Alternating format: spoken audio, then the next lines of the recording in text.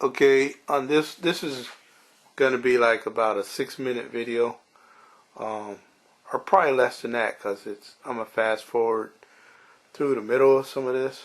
But right there is where that fire was today that we were talking about, and let's see how I could do this. Like that fire's down in the canyon right there, and we were talking about it. And alright, it's down in that canyon right there, and let's see, that's coming up the hill, and it's a curve in the street right there, and I live like right over here, one of these houses somewhere right in here. It's got a big tree in front, so one of these houses right in here, and they had evacuated all these people back in these houses right here, and you go down the canyon and up the hill. This is where it was really bad at, and in a minute you're going to see a shot of that street over there. But okay, I just kind of wanted to point that out. It's really hard to see from from that shot right there. Alright, so let me move forward. Right now, let's begin with a canyon fire that threatened homes. The fire started in the 3800 block of 49th Street. Okay, here's something else I want to point out. See where they're saying that the fire started? Right there at that red dot is where they're saying it started. Okay, and I'm going to show you where I live at. So I have to zoom in on this because you can't, you won't be able to see it if I don't. See that little, let me zoom out some. See this little, where's my finger? See that little, that's a street, that little crooked line that goes right there? All these are streets, those little lines that you see in there. But I live on this crooked, I live on this street, on this crooked line right here. And so if you go down the street, past my house, around the corner, and down in the hill canyon, and that's where the fire was right there. It might be better to zoom. Yeah, I could zoom in on it better right here. So I live where?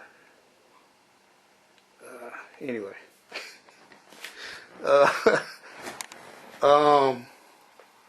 Anyway, that's that. Alright, let's move a little further. There's something else I want to show you. Amery and Larry. Oh yeah, Amery, I'm going to show you a picture of this, that bank robber lady that we were talking about. Okay, so I'm going to move forward. University Avenue there in City Heights. We begin our coverage with NBC7's Brandy Powell. Brandy, what's the latest? Well, just a short time ago, a lot of people outside describing how frightened they were. That's because the flames went right up to the sides of their homes. You hear the crackling of... Let me go back a little bit. Because Larry, that picture that you got, that's the picture that's on, it was on the internet. That's the picture, you probably recognize that. That's the picture that you got of that. That's that same picture right there. Okay. You hear the crackling of those flames. Now let's see what I want to point out right here. Yeah, kind of. See, this bar is in my way, so it's hard to like get to the part that I'm trying to talk about. But okay, here's the fire all down in this canyon right here. Let's see. And if you come up the hill from the canyon, like right there, that's the corner of my street. So right at this corner, that's about, I don't know, 4 or 5 houses from me. I'm right around the, right up the street. So that corner is like at the end of my, at the turn or the crook at the corner of my street. And alright, here's what I wanted to look at on this picture. See all the fire trucks? There's a lot of fire trucks on this street. That's again, I say this is my street. They had like 4 or 5 fire trucks on my street, right here. Then down in the canyon, and then up the hill, and then on that street, all right, there's some police cars, and then you go up, then there's a lot of fire trucks up that street. Yeah. And they had all that blocked off. They evacuated all those people, and they evacuated some of these other people. All right, anyway, I'm going to get to this bank robber thing here in a minute. There and that heavy smoke you can see, that's what witnesses say it scared them, especially when they said the wind seemed to suddenly change directions and quickly move that fire and smoke toward them. When this all began at about 1:30, they described that smoke as 60 feet up in the air and so thick they couldn't even see the nearby homes. These are aerial photos now that you're looking at from just a short time ago over the canyon fire. You see those flames again and thick smoke as firefighters work to put out the dry brush and helicopters spraying the water down. It sounded like rain first, like rainfall on the roof or something like that, which was probably the cactus, which was growing all around that area, exploding where the fire hit it. Firefighters still working to clean up the scene, as you can see here, and while the cause of the fire is not known, a spokesperson for San Diego Fire says if they had cleared the brush 30 feet around their home, this likely wouldn't have happened. Coming up at 5 o'clock, what one neighbor says to me that she saw within the past week at the canyon that might give investigators an answer as to why this brush fire occurred.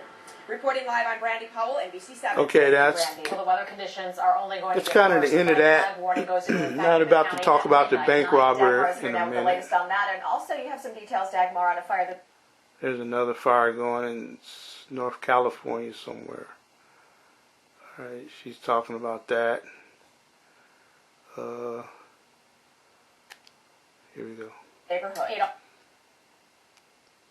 Get even worse heading through tomorrow and Friday. I'll be back in a few moments. Now here goes that police pursuit we were talking about, Amery and All right, Larry. Dagmar, thanks.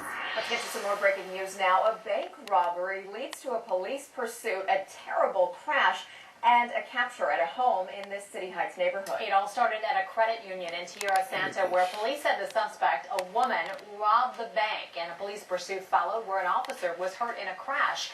We begin our coverage of this story with NBC7's Stephen Luke in City Heights. Steve? Christine and Catherine, an officer was involved in this crash, but perhaps the more serious injury involving a woman who was not even involved in the chase, a woman who was behind the wheel of a minivan. Let's get straight to the video there. Witnesses recalling hearing the crash and seeing that minivan flip onto its side after being hit by a police cruiser in pursuit. The pursuit started at Claremont Mesa Boulevard in the 15 when officers were out of their vehicle talking to the driver of an Audi. At one point, the driver did something to make the officers draw their guns, and at that point, the driver took off onto 15 southbound in a high-speed pursuit there. The officers followed all the way to El Cajon Boulevard, where police say the suspect blew through a red light.